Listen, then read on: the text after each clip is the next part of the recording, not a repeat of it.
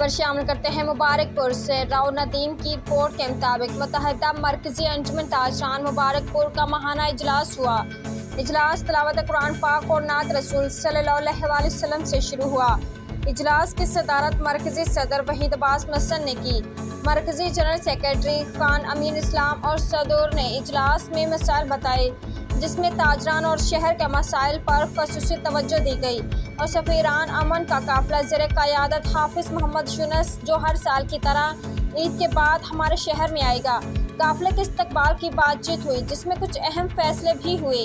Meeting کے اختتام پر Khan Honda کے مالک متحدہ مرکزی انجمن تاجران مبارک پور کے مرکزی نائب صدر آٹوز شوروم مبارک پور خان منور عزیز نے نیو خان ہونڈا کی اوپننگ پر پوری کابینہ کو احمد پور شرقیہ میں شاندار پرتکلف عشائیہ دیا۔